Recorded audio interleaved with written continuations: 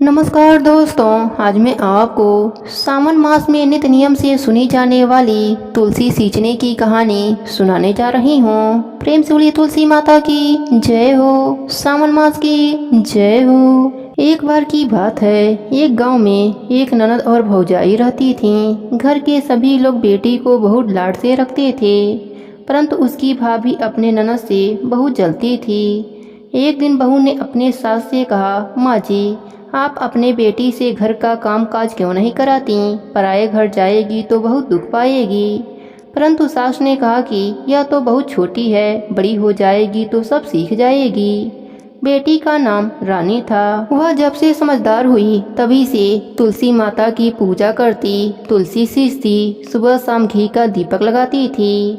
तुलसी पूजा के बाद ही वह खाना खाती थी। रानी तुलसी माता की पूजा करने के बाद तुलसी माता से प्रार्थना करती, हे माँ, सोने का लोटा दो और लड्डुअन का थार दो। इस प्रकार सोने का लोटा और लड्डुअन का थार आ जाता था। रानी वह ले जाकर अपने माँ को दे देती थी। इसी तरह उनका घर चल रहा था। उनके घर में कभी अन्य धन की कमी नहीं हुई। एक दिन रानी की माँ ने अपने बेटे से कहा, बेटा, रानी का विवाह का समय हो गया है, तुम उसके लिए घर बार खोज दो।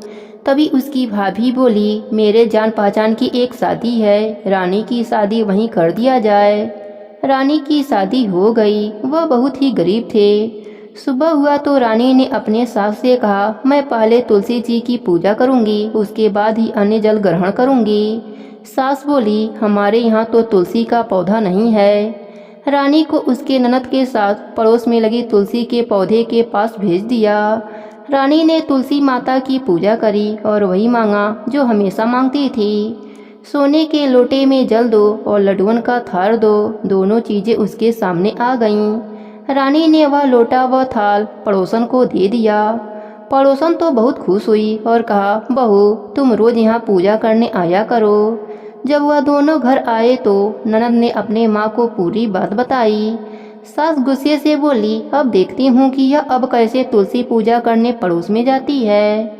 सुबह रानी ने तुलसी पूजा के लिए कहा तो सास पहले से ही गुस्से में बैठी हुई थी। उसने कहा, कोई पूजा नहीं होगी, चलो काम पर लग जाओ। रानी बहुत दुखी हुई।